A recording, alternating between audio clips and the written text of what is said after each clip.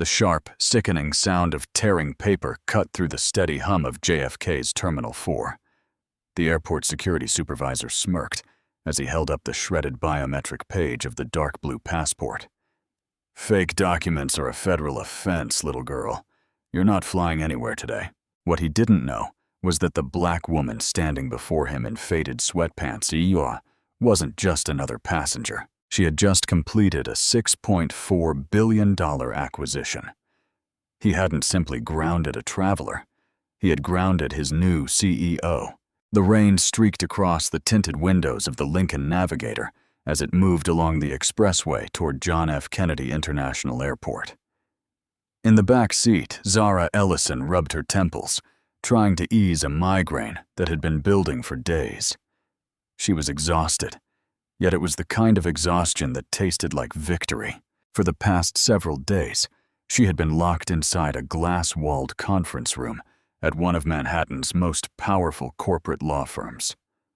Alongside antitrust lawyers and private equity partners, she had pulled off the impossible: a hostile takeover of Vanguard Airlines, one of the nation's largest legacy carriers. Vanguard had been losing money for years. Its board, a tight circle of out-of-touch executives, had laughed when her holding company first made an offer. They never believed a young black woman from Chicago's South Side, who had built her fortune rescuing distressed logistics companies, possessed the capital or the resolve to bring them down. They had been wrong. By the time the final signatures were in place, the old board was dissolved, and Zara Ellison was the new chief executive officer and majority shareholder of Vanguard Airlines. Ms. Ellison, her chief of staff, Lila Bennett, said through the car's speakers, "The press release goes live in a few hours. The Wall Street Journal and Forbes already have the embargoed drafts. Are you sure you don't want a private jet for London? You own the fleet now." Zara let out a soft laugh, adjusting the oversized faded Yale hoodie she had thrown on before leaving the hotel. "That's exactly why I have to fly commercial, Lila. Vanguard's customer satisfaction is in the gutter. On-time performance is poor, and frontline morale is worse. If I arrive on a private jet, I learn nothing. I need to see the problems from the inside, unannounced and unrecognized." "Understood," Lila replied. "You're booked in Seat 1A on the flight to London Heathrow. First class, global elite status. Do you have your passport?" Zara patted the pocket of her leggings. "Right here. I'll call you from the lounge before boarding." When the SUV reached the terminal, Zara stepped into the cool air. She looked nothing like a billionaire corporate raider. Her natural hair was pulled into a messy bun beneath a plain black baseball cap, and she wore an oversized hoodie and comfortable sneakers. The look was deliberate. She hated stiff corporate attire outside the boardroom, and her anonymity was her greatest advantage.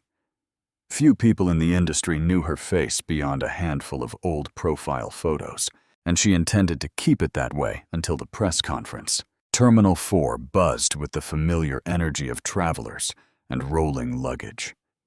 Zara moved through the departure hall with quiet confidence and headed straight for the global elite check-in and priority security area. She was looking forward to a glass of champagne and uninterrupted rest across the Atlantic. But a man named Travis Harlan had other plans. Travis Harlan had been a TSA supervisor at the airport for years, and his bitterness had hardened into a permanent sneer.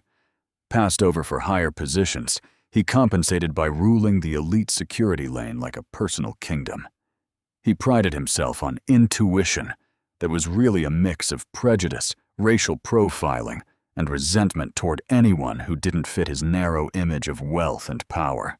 As Zara approached the priority podium, Travis stepped out from behind it and blocked her path. "Hold it right there," he barked, loud enough to turn heads. "You're lost. Economy screening is that way. This lane is for first class and global elite members only." Zara removed one AirPod. "I'm in the right place," she said evenly. "I'm flying first class to Heathrow." Travis crossed his arms, eyes raking over her casual clothes with open contempt.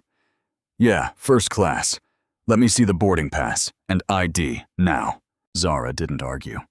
She pulled out her phone and showed the digital boarding pass. The gold crest of Vanguard Airlines glowed clearly. Zara Ellison, Seat 1A, Global Elite. Travis stared at the screen, brow furrowed. The prestigious ticket didn't match the woman in front of him. Instead of stepping aside, his ego took over. Who bought this ticket for you? He sneered. Company mileage pool, or did someone just send you a screenshot? Zara's voice dropped. I bought the ticket, with my own money. Now, if you'll excuse me, I'd like to get to the lounge. She stepped forward, but Travis shifted and bumped her shoulder, a deliberate show of force meant to intimidate. You don't move until I say you move, he hissed. Phone screens can be faked. Hand over your physical passport, now! A small crowd began to notice. Zara stood her ground. She knew exactly what he was doing, trying to provoke her into an outburst so he could call the police and have her removed. She had spent her career navigating rooms full of powerful men who wanted to see her fail.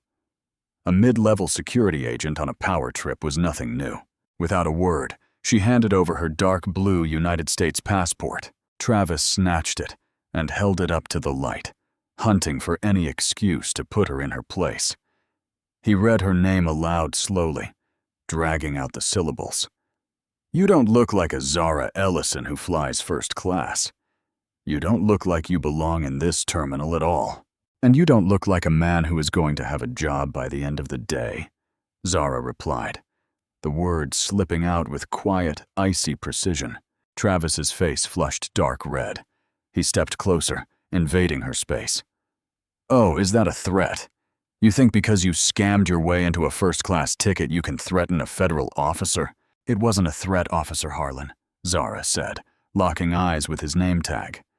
Are you done inspecting my passport? The biometric chip will scan perfectly if you take it to the machine right behind you. Instead of scanning it, Travis pulled out a small ultraviolet flashlight and shone it over the data page, searching for any flaw. He rubbed his thumb roughly over the lamination. The lamination feels loose, he declared loudly. This feels like a secondary layer. It's a valid passport, Zara answered, her voice steady, though fury burned in her chest. It has stamps from Geneva, Tokyo, and Frankfurt. Do not damage my property. Property of the United States government, actually, Travis corrected with a smug grin. And as a TSA agent, it's my duty to intercept fraudulent documents. Officer Harlan, Zara warned, voice low enough for only him to hear. I highly recommend you hand that back right now. You are making a monumental mistake. You have no idea who I am. I know exactly what you are, he sneered, the racial and class implications heavy in the air. You're a fraud. With sudden, deliberate force, he bent the passport backward, creasing the protective coating. Then he pinched the corner near her photograph and pulled. Rip! The crisp sound of tearing paper froze the checkpoint. The ambient noise of the terminal vanished for Zara, replaced by the sheer audacity of what had just happened. Travis had physically torn the biometric page of her passport, damaging the RFID chip and rendering the document legally void. A collective gasp rippled through the line. Even the businessman in the tailored suit looked shocked. Travis held up the torn document, his smirk faltering for a split second before his ego patched it. He tossed the mutilated passport onto the podium. Fake documents are a federal offense, little girl, he announced loudly. The document is compromised. You're not flying anywhere today. In fact, I'm calling Port Authority to have you escorted off the premises. He reached for his radio. Zara didn't scream. She didn't cry. Instead, a chilling, knowing smile slowly spread across her face. The smile of someone who had just watched an opponent walk straight into a trap. She pulled out her phone and tapped a single name. The call connected instantly. Lila, Zara said, her voice carrying absolute authority. Cancel the London meeting. I'm not making the flight. Travis scoffed. You got that right. Zara kept her eyes locked on his.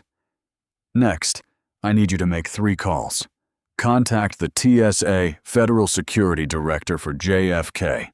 call the Port Authority Chief of Police and reach Vanguard's head of airport operations. Tell all three to get to Terminal 4, Elite Checkpoint Alpha, immediately." Lila's voice sharpened. "Is everything all right? Are you safe?" "I'm perfectly safe," Zara replied, never breaking eye contact with Travis. "But it seems Vanguard Airlines has a severe pest control issue at its checkpoints, and as the new CEO, I'm going to exterminate it." She lowered the phone. The silence at the checkpoint was deafening. Travis's hand hovered over his radio, frozen. The color drained from his face as he looked at the woman in the faded hoodie, then at the torn passport, then back at her eyes. Eyes that now held the weight of a multi-billion-dollar empire. The word CEO hung in the air like a blade. Travis stammered, voice barely a whisper. You're out of your mind. Vanguard is run by Lawrence Harding. You expect me to believe he just handed everything over?" Zara's voice remained perfectly even. "The filings were submitted earlier today. If you had been paying attention to anything beyond harassing passengers, you might have seen the news on the Bloomberg terminals. But you didn't." Before Travis could respond, the heavy sound of tactical boots echoed across the polished floor. Two Port Authority officers cut through the crowd. "What's the situation here, Harlan?" the lead officer asked, hand near his belt. Travis immediately puffed out his chest. "Officer Miller, thank God. I need this individual detained. She presented a fraudulent passport, tried to bypass screening, and is now impersonating a corporate officer of Vanguard Airlines to intimidate me." Officer Miller turned to Zara. "Ma'am, is this true?" Zara kept her hands visible and calm. "Officer Miller, my name is Zara Ellison.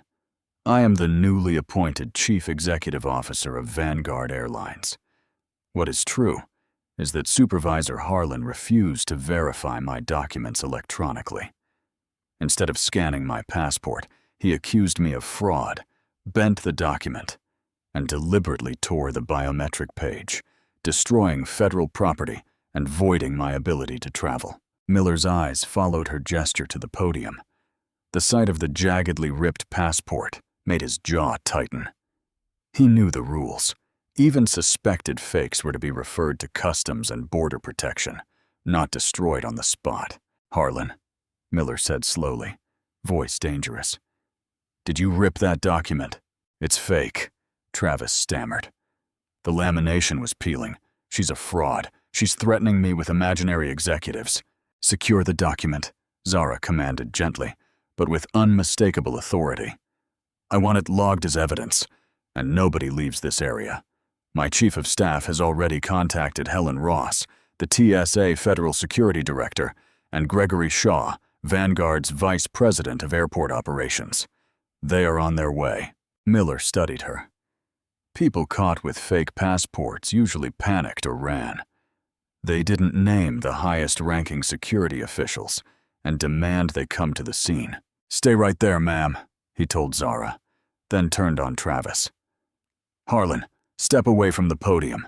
Do not touch that passport." "You can't be taking her side," Travis hissed. "I'm a federal supervisor. Arrest her." "Shut up, Harlan," Miller snapped, stepping between them. The tension was thick when the sound of running footsteps broke through the terminal. Gregory Shaw, Vanguard's VP of Airport Operations, sprinted down the concourse, tie flapping, face pale with panic. Behind him strode Helen Ross, the TSA Federal Security Director for JFK, her expression thunderous. Gregory reached the checkpoint breathless and stopped directly in front of Zara. He had never met her in person, but he had spent hours on emergency calls with the new transition team. He knew exactly who she was. "Ms. Ellison," he panted, voice thick with apology. "Gregory Shaw, VP of Operations. We weren't expecting you until after the press embargo. I'm so incredibly sorry. Are you hurt? What happened?" The collective gasp from the passengers was audible. Travis Harlan felt his knees weaken. The color drained completely from his face. The word Ms. Ellison echoed in his head like a death knell. Zara offered Gregory a small, tight smile. I'm perfectly fine, Gregory. Thank you for getting here so quickly. Unfortunately, I won't be making the London flight today. Helen Ross stepped forward, badge visible. Ms. Ellison, I am Director Ross. I was told there was a severe incident involving one of my supervisors. Can you tell me what happened? Zara didn't raise her voice. She simply pointed to the mangled passport on the podium. Director Ross, she said, your supervisor didn't like the way I looked. He didn't believe I belonged in the global elite lane. So instead of following protocol and scanning my biometric data, he decided to permanently void my ability to travel internationally by tearing my passport in half. Helen Ross's eyes locked on the destroyed document. Her expression darkened into pure rage. She turned slowly to Travis. Harlan, what did you do? Director, I suspected it was fraudulent. Travis choked. The lamination felt altered. I was trying to inspect the security features. By ripping it in half, Helen demanded, voice cracking like a whip. Since when does procedure call for destroying a passenger's travel documents? If you suspected fraud, why wasn't CBP called? Why wasn't it scanned on the reader right behind you? Travis opened his mouth, but no sound came out. There was no defense. I'll tell you why, Director Ross, Zara interjected, stepping fully into the space between them. Her voice now carried the full weight of command. He didn't scan it because he wasn't looking for fraud. He was looking to humiliate me. Because I am young, because I am black, and because I chose to wear a hoodie instead of a designer suit. He looked at me and decided I didn't belong in Vanguard's first-class lane. She unzipped her leather tote and pulled out an iPad. A few taps brought up a detailed dashboard. When my firm began the acquisition, I demanded access to every customer service metric. For days, I've been reading through thousands of passenger complaints.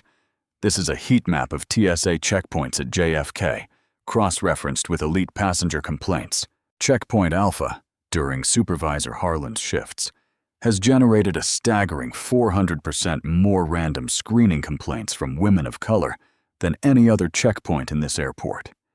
He has an extensive history of aggressive behavior, microaggressions, and intentional delays targeting minority passengers. Travis looked like he might be sick. His private fiefdom of profiling wasn't just exposed. It was quantified and presented to his ultimate boss by the woman whose passport he had just destroyed. You aren't just a rude employee, Mr. Harlan, Zara said, pinning him with her gaze. You are a legal and financial liability to this airport, and a cancer to the customer experience I am building for my airline. She turned back to Helen Ross, voice hard. Director Ross, Vanguard pays a massive premium to maintain this dedicated global elite lane. If this is the standard my most valued customers receive, I will terminate that contract immediately and switch to private security under the SPP program. JFK will lose millions in revenue, and the TSA will face a massive public embarrassment when I explain exactly why at tomorrow's press conference. Helen Ross closed her eyes for a brief second. The threat was nuclear. That will not be necessary, Ms. Ellison, she said sharply. She turned to Travis. Supervisor Harlan, your badge, your credentials, your radio. Travis gasped, tears welling. Director, please, I have years of service. You can't just— I can and I am, Helen interrupted, voice devoid of pity. You have violated core TSA protocols, destroyed federal property, and exposed this agency to catastrophic liability. You are suspended immediately pending a full federal investigation and likely criminal charges. Badge. Now. With trembling hands, Travis unclipped his badge, ID card, and radio. In seconds, he was stripped of all authority. He was no longer a tyrant, just a man in a cheap blue shirt facing the consequences of his actions. Officer Miller, Helen said, please escort Mr. Harlan to the security office to clean out his locker. He is to be removed from the terminal immediately. His SIDA badge is revoked. If he steps foot in the secure area again, arrest him for trespassing." "With pleasure, Director," Miller said, gripping Travis's arm. "Let's go, Harlan." As the officers led a devastated Travis away, the previously frozen crowd of elite passengers erupted into spontaneous applause. It began with a single slow clap from the businessman in the Brioni suit and quickly spread. Zara didn't smile at the applause. She simply took a deep breath as the adrenaline began to fade, leaving only exhaustion in its wake. Gregory Shaw stepped forward, looking at her with awe and terror. "Ms. Ellison, I don't know what to say. I will personally oversee a complete overhaul of our lane partnerships. Whatever you need." "What I need," Zara said, rubbing her temples as the migraine returned, "is my luggage retrieved from the flight before it departs, and then a car back to Manhattan." "Of course." Gregory nodded furiously. "I'll have it handled immediately, and we can expedite a replacement passport through our contacts in Washington by tomorrow afternoon." "Do that," Zara replied, reaching for the torn pieces of her passport on the podium. She looked at the mutilated document, then down the concourse where Travis Harlan was being marched out of the building. She had wanted to see the rot from the inside. She had certainly found it, but as she walked away from the checkpoint, flanked by the VP of Operations and the TSA director, Zara Ellison knew one thing for certain. Vanguard Airlines was under new management, and the skies were about to change. The following morning, inside the 64th floor conference room of One World Trade Center, a severe storm was brewing. At precisely the scheduled time, the media embargo lifted. Every major financial network flashed the same headline: Vanguard Airlines acquired in $6.4 billion. Hostile takeover. Zara Ellison named CEO. Inside Vanguard's glass-walled executive boardroom, the atmosphere was suffocating. The remaining C-suite executives, mostly older white men who had spent years collecting bonuses, while the airline's reputation and stock price sank, sat in stunned, terrified silence. At the far end of the table sat Victor Langston, Senior Vice President of Corporate Security. He was sweating through his tailored suit, aggressively tapping a pen against his portfolio. The heavy glass doors swung open. Zara Ellison walked in, and the entire room collectively held its breath. She looked nothing like the exhausted woman in the hoodie from the day before. Today, she wore a sharply tailored midnight blue suit, her hair in sleek twists, her posture radiating undeniable authority. She was the apex predator in a room full of aging prey. Flanked by Lila Bennett and Gregory Shaw, Zara walked to the head of the table. She didn't sit. She placed her leather portfolio on the mahogany surface and let her gaze sweep across the terrified faces. "Good morning, gentlemen," she said, voice smooth, calm, and terrifyingly cold. "I am Zara Ellison.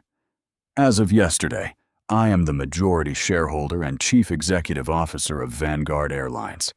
I'm sure you have many questions about your stock options and severance packages, but before we discuss any of that, we are going to address the rot that has infected the culture of this airline." She gestured to Lila, who tapped an iPad.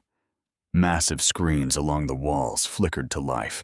"Yesterday morning, I attempted to fly out of JFK Terminal 4 unannounced to gauge the frontline passenger experience," Zara began, pacing slowly.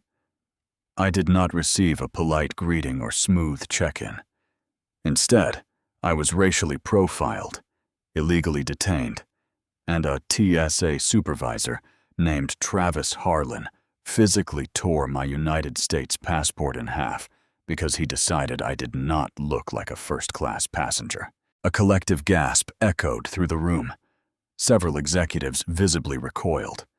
Victor Langston shifted uncomfortably, color draining from his face. "Ms. Ellison," he said quickly, "I speak for the entire security division when I say we are appalled. That TSA agent was a rogue element. He doesn't represent Vanguard's values. We will sever ties with him immediately." You don't need to sever ties with him, Victor, Zara snapped, eyes locking onto him with laser precision. The federal security director fired him on the spot, and Port Authority police escorted him out. He is currently facing federal charges for the destruction of government property. But let's not pretend he was a rogue element. Let's talk about the environment that emboldened him. She tapped a button. A detailed data table appeared on the screens. Vanguard security enforcement metrics. Passenger demographic breakdown for random secondary screening. Extended document scrutiny and escalation to Port Authority. White/Caucasian. Significantly lower rates across all categories. Asian. Moderately higher. Black/African American. Dramatically higher. Nearly 7 times the rate of white passengers for extended scrutiny and almost 100 times the escalation rate. Middle Eastern/South Asian. Similarly elevated. The numbers were glaring and legally catastrophic. When I acquired this airline, Zara continued, my team pulled every passenger complaint, screening log, and security metric from your division. Travis Harlan wasn't an anomaly. He was your star pupil. She walked the length of the table and stopped directly behind Victor Langston's chair. I have the internal emails, Victor, she said, voice low but carrying. I have the memos you sent incentivizing airport security teams to boost interception metrics to secure additional federal grants.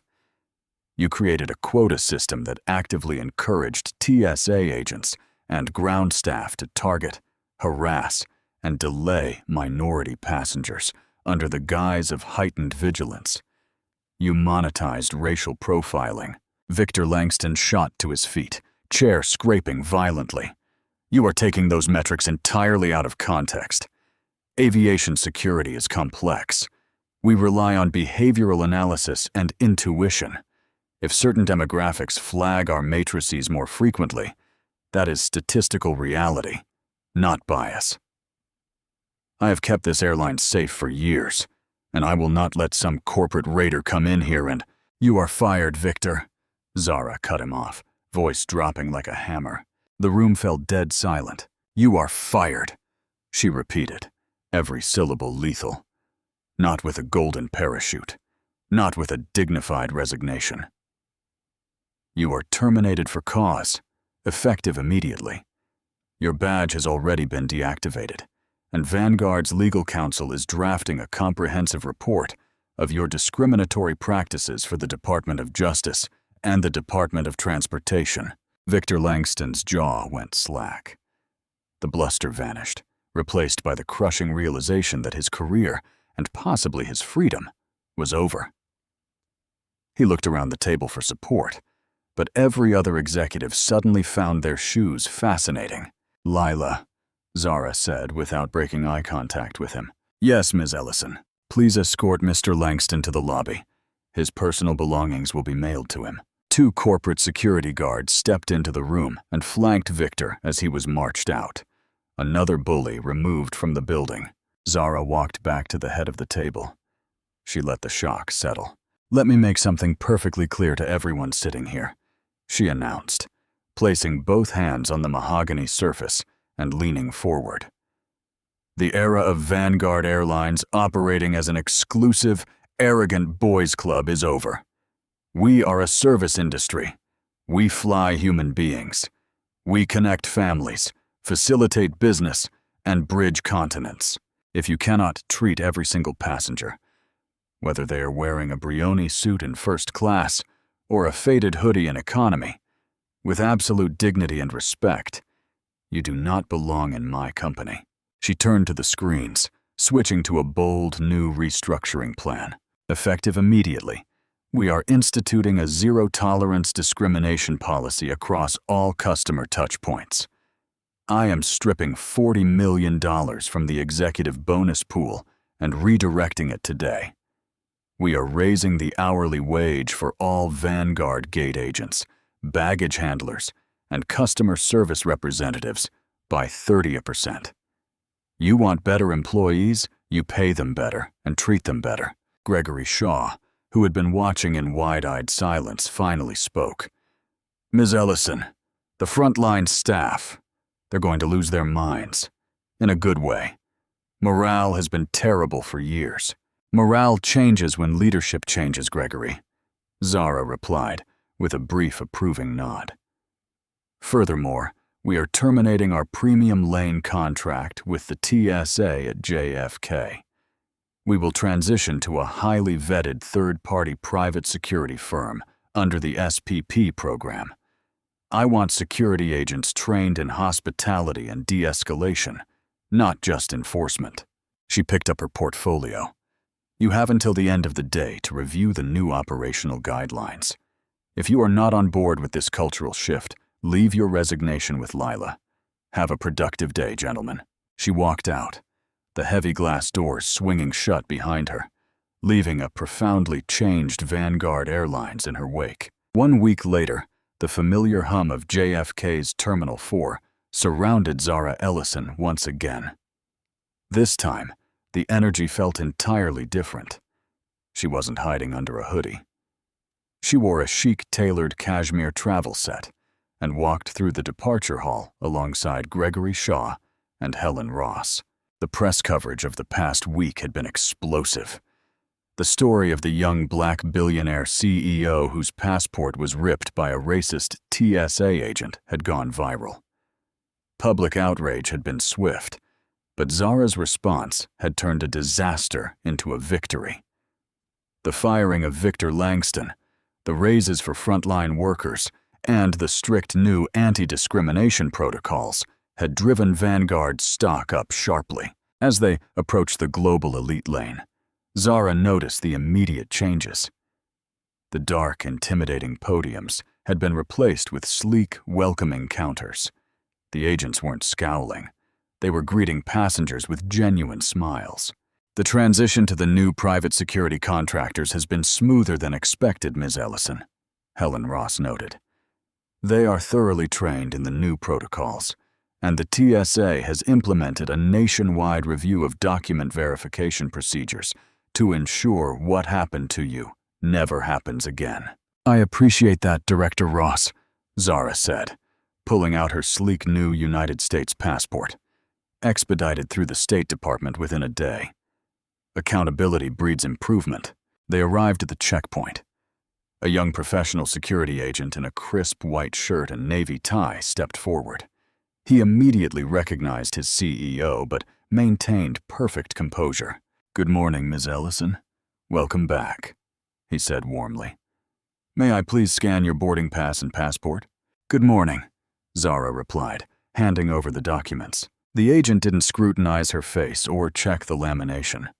He simply placed the passport on the biometric reader. A pleasant chime sounded, and a green light flashed. He handed it back with a polite nod. "You're all set, ma'am. Have a wonderful flight to London." It took less than 30 seconds. No ego, no hostility, just efficiency and respect. Zara turned to Gregory. "Keep up the good work, Gregory. I want weekly reports on passenger satisfaction metrics while I'm in Europe. Let's make sure this standard is maintained across every hub." "You have my word, Zara," Gregory beamed. "Have a safe trip." 20 minutes later, Zara walked down the jet bridge and stepped aboard the flight to London. As she entered the first-class cabin, the lead flight attendant, a veteran named Elias, greeted her with a bright, genuine smile. "Welcome aboard, Miss Ellison," Elias said, taking her coat. "We are incredibly honored to have you flying with us today." "It's great to be here, Elias. Thank you," Zara replied. She settled into seat 1A, the luxurious suite at the front of the aircraft. She buckled her seatbelt and looked out the oval window at the sprawling tarmac. The rain from the previous week was gone, replaced by clear blue skies. As the massive Boeing 777 pushed back from the gate, the deep roar of the engines vibrated through the cabin. The aircraft taxied, gathered speed, and lifted gracefully into the air, banking eastward over the Atlantic. Zara leaned back in the plush leather seat, closing her eyes as the plane climbed above the clouds. The hostile takeover was complete. The bullies had been unseated. The rot had been excised. She had bought an airline. But more importantly, she had reclaimed its soul. And as the plane rose higher, Zara Ellison knew with absolute certainty that the sky was no longer the limit. It was just the beginning. The ultimate power move isn't just winning the game. It's changing the rules so that bullies and tyrants can never play again. Zara Ellison proved that true leadership isn't about wielding power to intimidate, but using it to protect, uplift, and revolutionize an entire system. From a ripped passport to a total corporate transformation, she showed that standing your ground is always worth the fight. If this story of justice, accountability, and corporate renewal moved you, share it with someone who believes real change is possible. And if you'd like to hear more stories where dignity is defended and systems are rebuilt from the ground up, consider subscribing for more.